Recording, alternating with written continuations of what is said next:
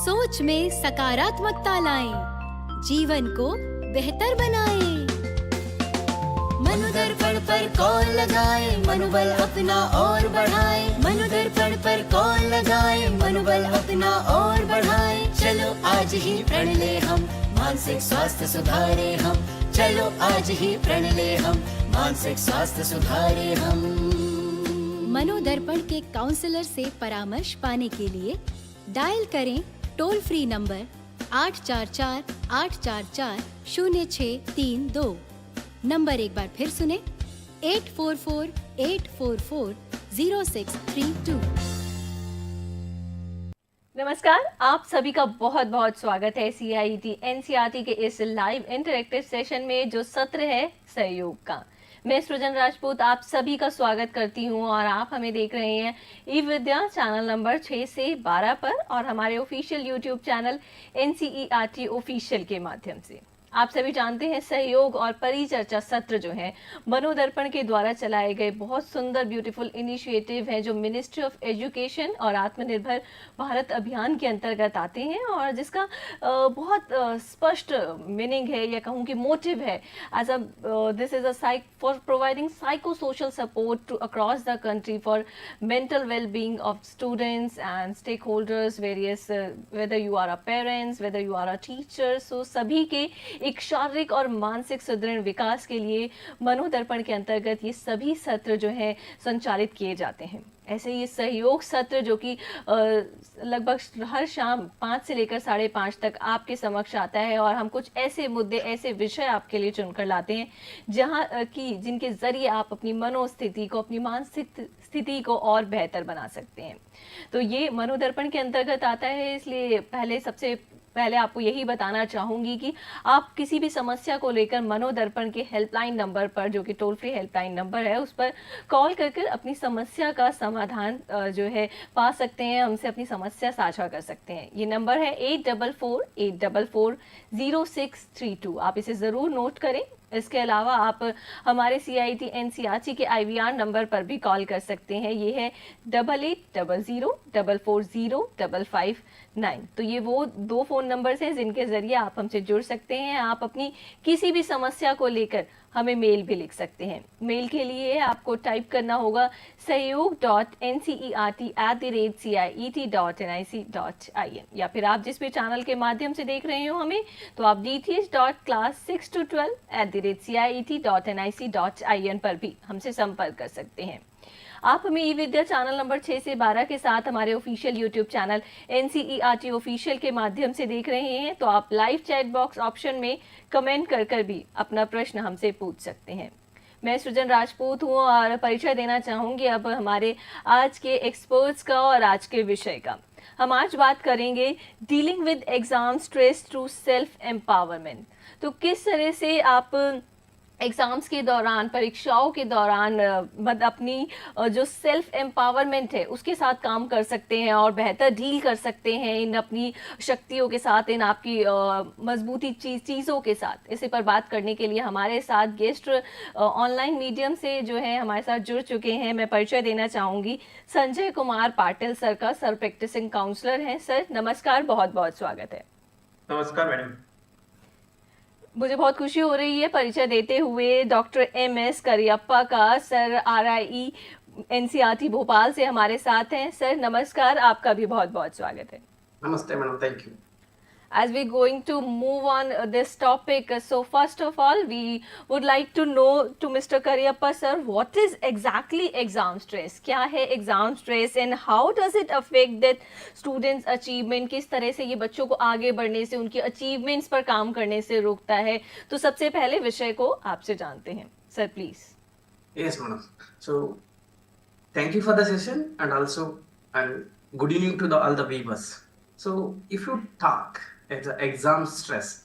So if you ask the question to anybody, is it only for few people of the problem or everybody's? So I can say that almost everyone does this problem. Everyone has facing this kind of problem. So that's what here we cannot see. That's what we are mentioned today as a title. Exam stress through the self empowerment. So it's a feeling of once. When you talk about a psychological and perspective of the examination, definitely it indicates that oneself as experiencing what kind of. So if you talk about exam stress, it gives the directly meaning that, so it is kind of a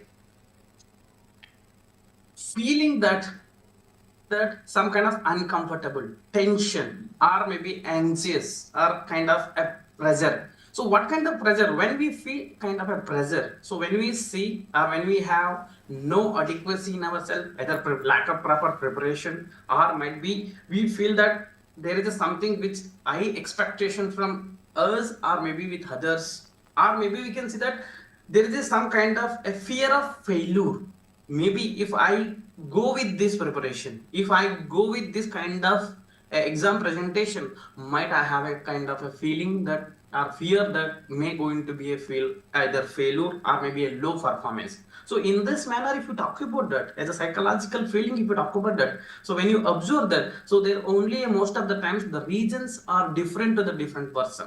Some people may be an expectations, some people may be a fear about that, some people may be an some kind of a lack of preparation with some other reasons. So there are so many things you can talk about it. So like originally if you see that there is a pressure or a tension or an anxiety, it is common for everyone. Maybe I can agree or I can say that the stress is always not only a negative. So stress is also a required some time to get good success.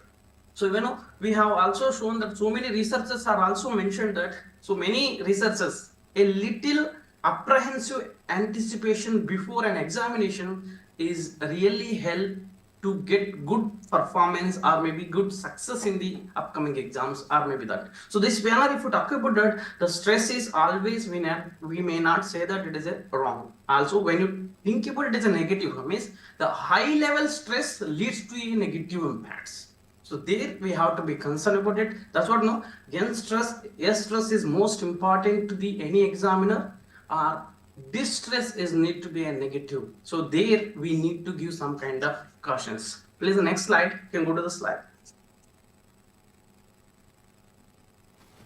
Please go change the slide. Yeah, next slide, madam. Yeah, here if you observe that, if you observe some kind of symptoms of the stress indication, those who are giver examination giver, if you see easily there is a physical symptoms you can observe among everyone: headache, stomach ache, fatigue kind of an. Psychologically if you observe, there is some kind of nervousness and difficulty to concentrate on one thing, or maybe feeling of inadequacy. All these are the some kind of an different kind of reasons or factors we are going to be observed among everybody. So maybe some people are having high level, some people are having low level, some of them may be able to manageable the situation. So here, based on the circumstances, we need to be worried about it. So like if you see that this distress, how it is going to be impact the results or maybe the achievement of the students. If I talk in this area, there are so many things are there. Like if you talk about here, there is a impairment or maybe a cognitively we are going to get some kind of impairment or maybe handicap in the situation. So for example, if you talk about it here, the functioning. So like various functioning are including memory also. So when we do not have a, definitely it is going to affect the memorization. So when there is no memory, definitely it is also going to be a loss of something problem solving, or maybe they are unable to catch what the problem, they are unable to solve the situation. Like you can see that it's a interlinking process. When you do not have a proper perception, when you do not have a proper attention towards that, then automatically that's what when a distress is leads to the chain linking problem. So that's what we need to worry about it. Automatically with all this problematically, the cognitive is going to be less, in the sense we are unable to perform what we intended to perform in the academical levels. So that's what we need to concentrate on that. This is a being as a child level or otherwise at the early stages. If you are able to notice it, definitely we need to go with proper. Next, another one is reduce the performances. So when you are undergoing such kind of fatigue, tension, and with that tension, if you are going to be performed either examination or test, what kind of activities it, surely it is going to be impact their presentation, or maybe they are unable to complete, or maybe we can say that some kind of incompletion in that area. So that's what, no, the stress leads to be decrease the performance. So many of them, so you can see that, so it has to be ability to concentration is going to be reduced. So once it is leading to the, you know, error of understanding, we are unable to understand clearly. So once the understanding is not clear, automatically it is also going to be create something mess in us, and tension is that, with that tension definitely we are unable to perform better. So another, if you talk about it, the negative self-perception. So your error in understanding, we are feeling something kind of fear, maybe the high expectations with the tensions, like all these things, man, if you talk about it, automatically there is something, some kind of self-perception, okay, I can't do, I may not do. So there is such kind of a negative feeling, low confidence, low motivation will be going to be appear, or maybe going to be feel by a student. Or in that situation, that negative self-perception also automatically it is going to be impact the low performance or achievement is going to become a question mark. And another, most of the times, this is also one of the biggest reason, the lack of proper preparation. So here, so many students, even most of the students, we are also saying that procrastination. In the sense, most of the students are unable to prepare, means lack of adequate preparation. Or maybe they keep on postponing. Yes, I have 10 days examination, I can prepare later. So next day I will prepare, next week I will prepare. Like the postponing of the preparation. In this, there is no proper preparation. Automatically, when suddenly the exams are going to be fast approaching, so when one day overnight or maybe a very short period they want to prepare everything. So when there such kind of preparation is going to be definitely affect the results of our achievements of the student. Definitely. So like if you talk about, even though we have also seen that so many physical symptoms, so headache, maybe due to the most or maybe a large amount of information want to complete or want to get ready by a short period, definitely it is also going to be harm the physically. Either maybe the student is going to, while preparing long-term preparation, his concentration and attention is going to be deviated, and when you are continuously sitting on the preparation, definitely it is physically going to get affect. So when he is getting affect, we have to see that there is so many of the physical headache or maybe fatigue or maybe the tension, sweating, this all kind of is going to be also so this, if continuous in all the examinations, it is becoming some kind of psychological issue, a psychological problem among the children. So like we have to see that another one, if you talk about it, long-term impact. So what is the main long-term? So when those kind of distress kind of activity, which we can call as a chronic examination stress. This chronic examination stress is continuously long-term effect.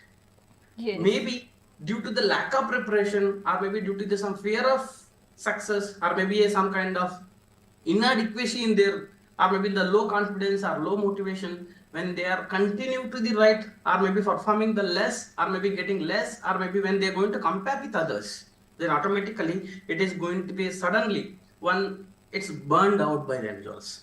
Or maybe they are going to be completely demotivated, or otherwise they may going to be isolated. So like this kind of long-term impact, we can see that with the distress is continuous, or maybe if the definitely I can say that in stress, or maybe the stress should be there before or after or examinations, but not in the high level. If it is in low or medium level, the stress is going to give positive results. If it is high level stress, and this high level stress only when occurs when you do not have a proper adequation of proper preparation is not done, or maybe you are mess with many things, not properly organized the things, or maybe you are just worried about high expectation than your potentiality, or maybe in this manner this distress is leads to the negativity. So we will see the further, the Sanjay sir is going to be discuss about what are the stress, what are the strategies for the stress. And yes, madam.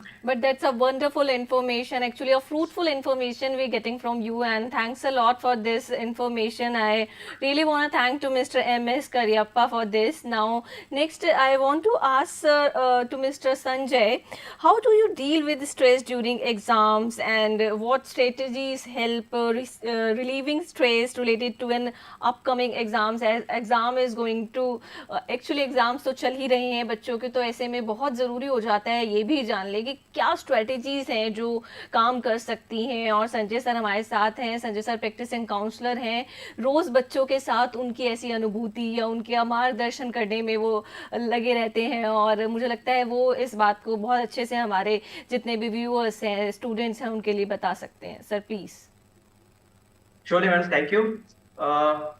I would like to tell that Dr. Karyappa has rightly said too much of stress will Yes. reduce the performance of the child. Now, the performance of child leads to many different things. For that, we have taken we can deal with it through self-empowerment. Now, what is self-empowerment? Yes.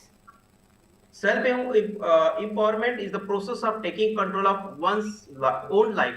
Means what actions, what are the decisions we are taking in order to achieve our goals.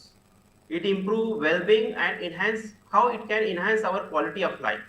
That means recognizing and harnessing our inner strength, our ability, and what all resources are available with us. And with these resources, how we can overcome the obstacles and face challenges and pursue our aspirations with Yes. confidence and determinations. Hmm.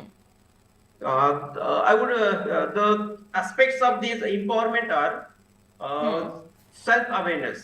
Now, if we understand our strength, Next slide. our value and our belief.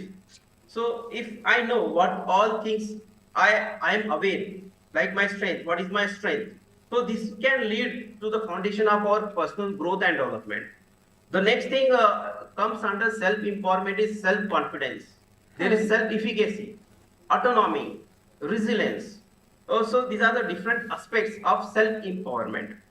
Talking about self-confidence means believing in our own ability, our capability to accomplish tasks, how to overcome challenges. Now, if you have self-confidence, it will enable us to take risks, assert ourselves and pursue our goals.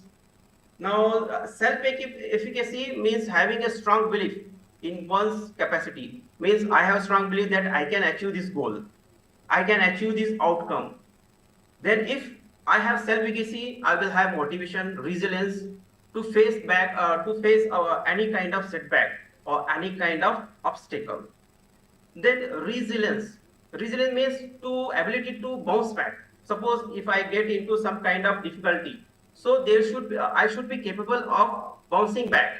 I may have some kind of adversity, some failure. So if I have resilience, it will adapt me to change and cope with this stress. So these are some aspects of empowerment. We can add one more thing: assertiveness. Advocating for our own needs. What is my need? What is my interest? And what are my boundaries in a confident manner. So assertiveness will foster my self-expression, my communication, and healthy interpersonal relationship. So overall, if I take self-empowerment, it will help us to deal with the exam stress. Next slide, please. First, we'll talk about self-talk. The one most effective, I think the most powerful tool is self-talk. Suppose if I say I have prepared well for my exams, I am ready to tackle these exams, I am more positive. So what will it do? It will remove my stress, my anxiety, and it will provide me reassurance that I can do. Yes, I have prepared well. So it will positive feedback for myself. Then suppose I have taken some affirmations. We can also have some kind of affirmations like I believe in myself, I am capable, I have worked hard, so I can do it. So these kind of affirmations will help me to improve myself. Next, we can say that in order to have motivation and focus, we can use observations like we can remind ourselves that I want to do my best. I am aiming for my success.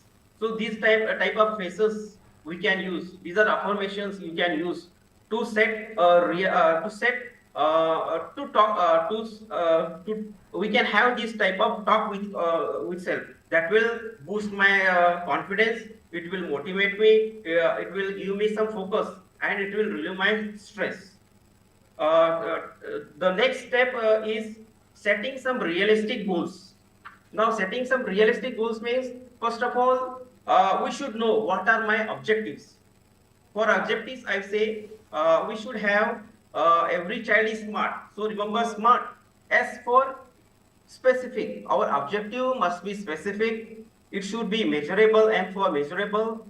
A for achievable. And R for relevant. And T for time bound. So all your goals should match with this SMART: specific, measurable, achievable, relevant, and time bound. So what will it do? It will help you to whether it will set your goals, whether they are realistic or not.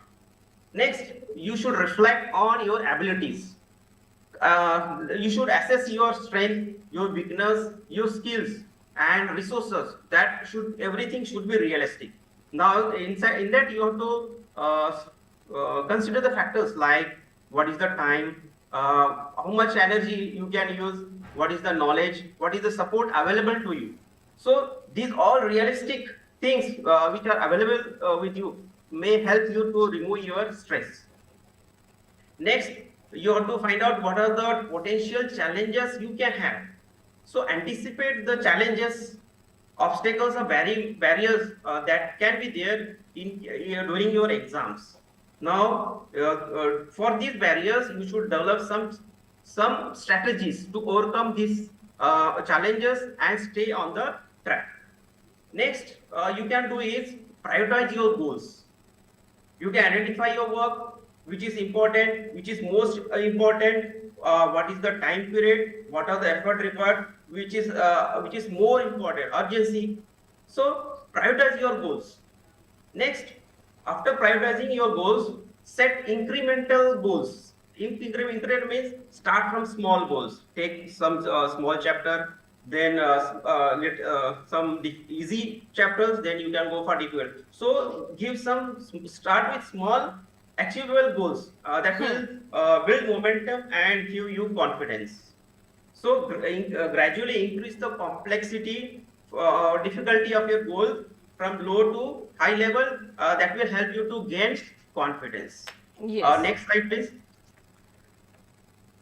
Next comes is the time management. Like in time management, you can use Pomodoro technique. Suppose if I have taken some dealing with chapter and I have 1 hour. So for in that 1 hour, you can take 1 or 2 breaks. That is Pomodoro for a Pomodoro technique. Like you can take 25. You can have 25 minutes for your study. Then take a 5 minutes of you relax. Then you can go for 25 minutes. So use this technique. So what happens? It will help you to relieve your stress. Then, like I said, prioritize your tasks. Then you have to create a study schedule.